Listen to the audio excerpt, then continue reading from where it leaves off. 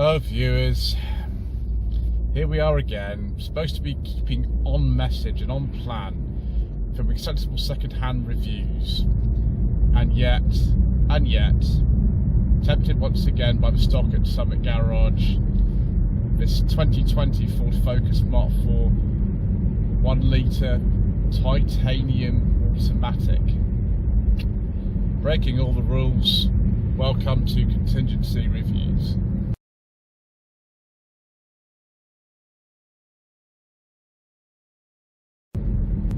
So we have had a Mark IV Focus on the channel before. I was going to film a 73 plate Focus that Summit Garage have in stock actually, but there seemed to be an issue with that particular car today, so they've got this 2020 car instead.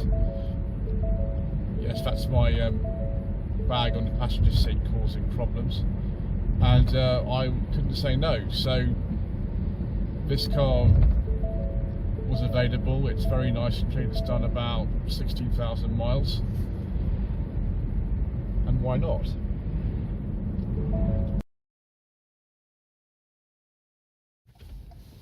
So Ford claim this car will do 0 to 60 in about 10 seconds. Have a go. Oh gosh. Someone's just behind me, so we're going to have to really push it. Ooh. We were in eco mode, but it's picked up nicely. I can well believe we can do 0 to 60 in 10 seconds in this car, maybe even quicker.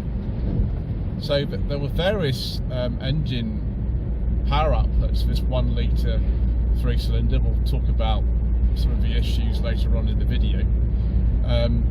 There was an 83 horsepower model, a 98 brake horsepower model, and then the most common type you'll probably find in any Mark IV Focus, the 123 brake horsepower version, which is in this car. You can get that actually both with a 6-speed manual and this automatic gearbox.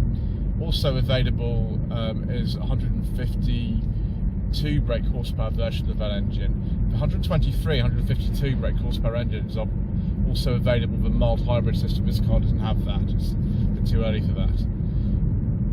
Above that, there was 1.5 litre 3-cylinder engines. They're not available anymore actually. But there was a 147 brake horsepower engine and also a 178 brake horsepower engine. At the top of the range, of course, is the 2.3 litre 4-cylinder engine used in the ST with 276 brake horsepower. There are also some diesels available, but as usual, due to controversial government legislation and all kinds of other reasons, we don't talk about diesels on this channel. So this titanium model has much better suspension than the car that I drove in 2022, the ST Line X model, which is a bit sort of more firmly set up than this, although they have engines in that are identical. This was a 6-speed manual, this is a automatic. This is far more my kind of thing with this more comfortable setup, and obviously I think with the Gnarly models as well do also share the same suspension as this one would, and it's a very good balance. Like Ford, when the Mark I Focus came out in 1998, were praised by virtually everybody for the fact that they just got it right, really. And you know, the context of 2025, when this whole segment of car is just disappearing from the market, I think they've also got it right this time as well. And it's such a shame that Ford are stopping making this car this year. They're going over to just exclusively kind of crossovers, and you know, I imagine in some ways the Capri, the Explorer replacing this, but this is what people I think still want to some extent. It rides really well actually on these sort of slightly bumpy roads in Dudley. It's just a bit of a shame that we're not going to see this car anymore. They might replace it with like an electric model or something like that, but yeah, the Focus is going, viewers.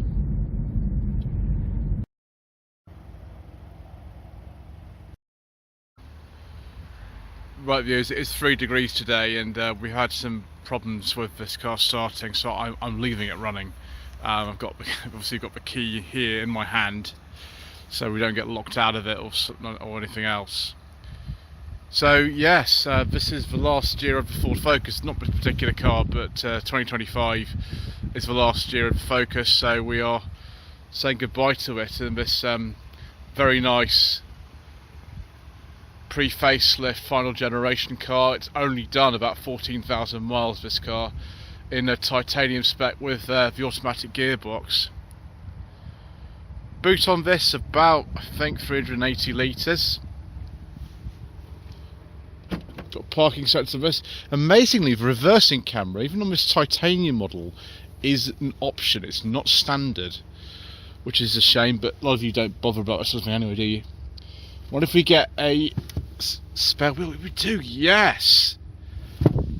Excellent, that's very good, isn't it?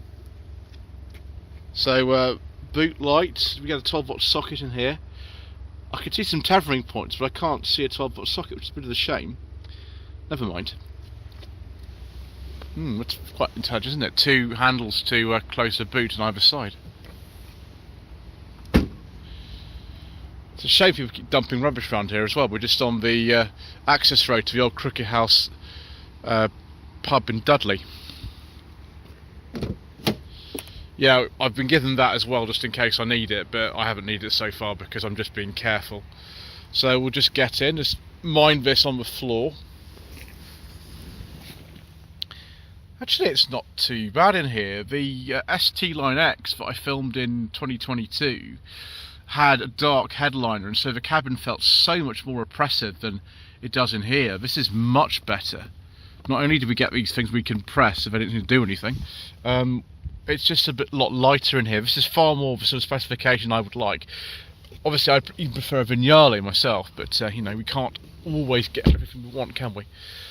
Yeah, it feels alright. The quality feels absolutely fine actually in here. The only thing is, I've noticed titanium, but you just see here that those door cards are actually plastic, which is a real shame actually. It's a real shame.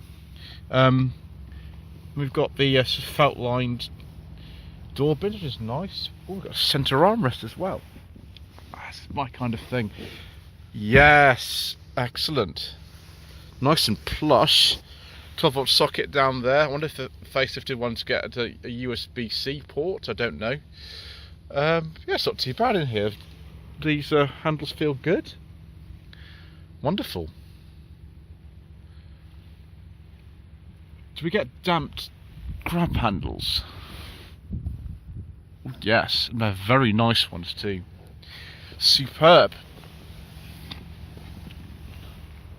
Getting in and out is not too bad. If you really want a higher ride height, you can go for a Focus Active model, of course. If you want more room in the boot, you can go for an Estate. Why don't we want to sell cars like this anymore? Why do we need to get rid of this Focus? What a shame. Right, let me close the door. Oh, viewers, my heated seat is on. Very happy with that. I'm also very happy with just the fact that this car's got physical heating and ventilation controls, and we've got dual zone climate control in here, which is great. Got the sat nav screen up here. I think this is about 8 inches. It's not the big one. It's like 12.3 in the facelift cars. So yeah, there we go. Now, how do we operate this? Do we just sort of stab away at it? There we go. Yes. So not too bad. Looks nice and clear. Settings. Got all sorts of things here. Navigation, mobile apps, Bluetooth, Ford Pass Connect, valet mode. What sort of things can we do on the vehicle thing? Nothing. Rubbish. Okay. How about mobile apps? Nope. That's not very good. Where's that Android Auto and Apple CarPlay? That's like the most important thing in the car. I'm not even sure where it is. General? That's weird. I thought like these days, this is a, you know, not an old car or anything, that it would be easy. Right, let's go back to navigation and have a look on that. Actually, no. We've got to go on here. There, right. Yeah. Why did it say 29.5 degrees to the climate control and then 3 degrees is outside? Yeah, I thought it was that way around, viewers. Okay. Oh, I'll just these secret mission documents go in the glove box. We just pull them out. There we go.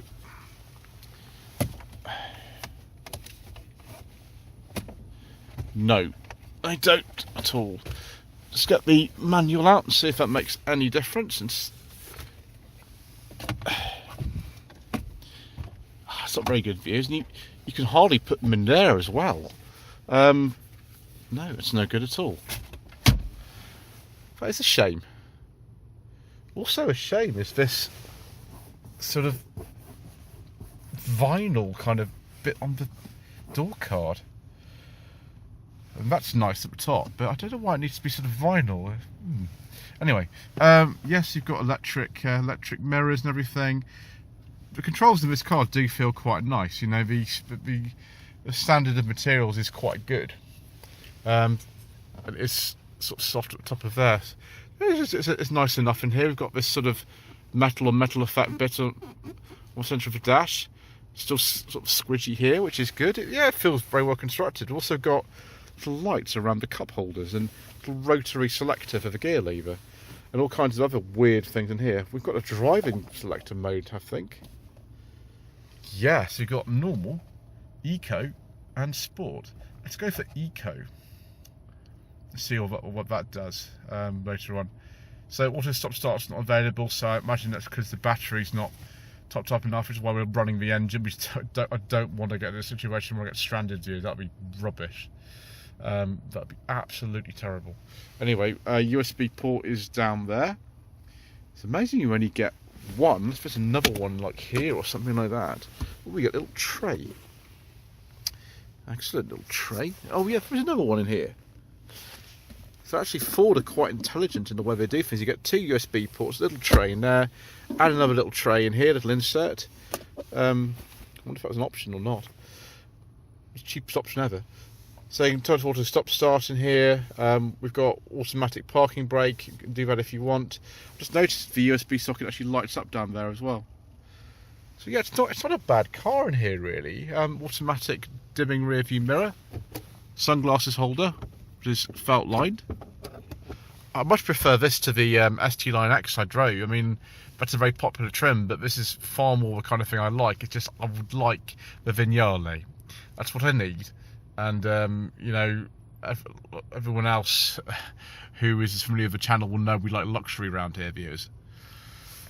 Right, I suppose that's sort of it. We get a good driving vision. We've got reach and rake adjustment. There is the start button. We've got automatic lights down here. I imagine we've got auto wipers as well. Right about these days. We'll just very quickly run through some of this menu stuff. Trip computer 1, trip computer 2. Let's just go through this and see what we got. My view, driving assist, whatever, navigation. As far as I remember it, we've got Ford's My Key system in this car as well. There we go. Pre-collision assist, being recognition, lane keeping assist. Back buttons nice and easy on there. Vehicle settings, chimes, locks, mirrors, yeah, remote start, wipers, all sorts of interesting things. We're not going to play around with that too long because it's boring. Yeah.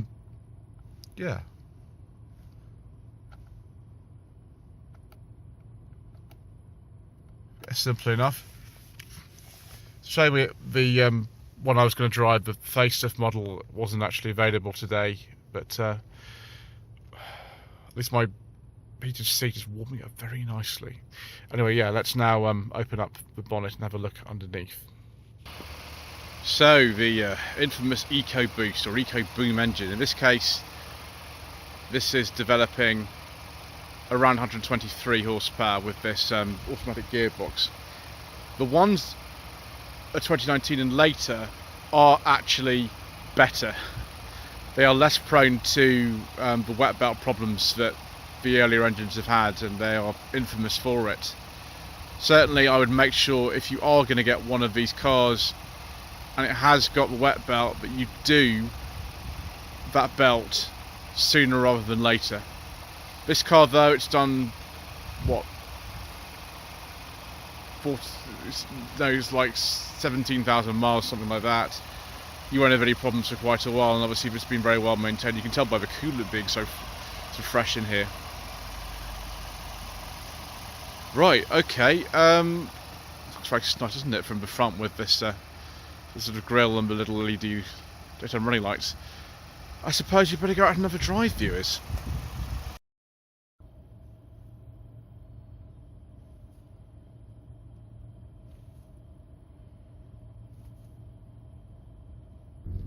So in this eco mode, steering feels really light. Let's just change into just a sport mode or something and see if it makes a difference to steering. Yeah, not only that, it's giving me a lot more power. Yeah, it feels like nervous driving around in sport mode at 30 miles an hour in a built-up area. Yeah, we're going to put it to normal. I think. I don't think we need it to be as nervous as it feels. That's better. Maybe we can put it into the eco mode and then make it even smoother and save some money on fuel, because fuel's expensive. Yeah, just so very nice and compliant. I think all the Focuses have this drive mode selector. I'm very much enjoying it actually. I would prefer maybe a manual, but you've then got to cope with this electronic handbrake if you choose that. Yeah, I can see why these cars are still popular. Unfortunately, the Focus has not been on the bestseller list for many years, but problem is if you don't use something you lose it, and this is what's happened with this car. It's not been chosen by people. People prefer the Puma or the Cougar these days, and here we are. Buy one while you can.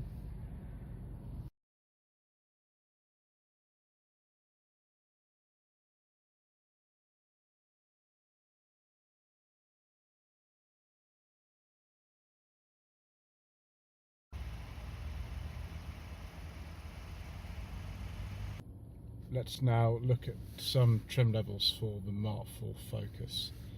My goodness me, there are an awful lot of them.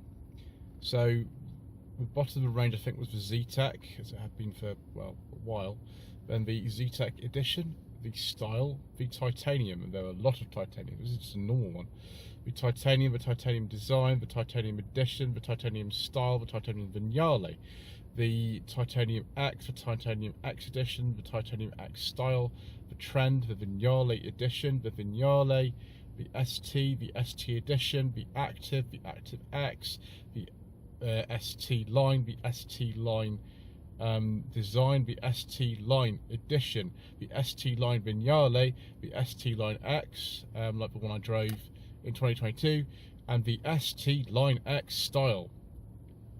Goodness gracious me, viewers, so many trim levels.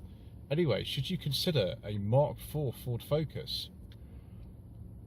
I quite like this car. I prefer this one to the ST Line X Edition I drove in 2022, much as Council Bailey liked that car. This is far more me, although I think I need a Vignale, viewers. I think I'd be happier with one of those. But thank you once again to Summit Garage for supplying this car. Thank you very much indeed once again for watching, and we shall see you again very soon for some more last minute reviews.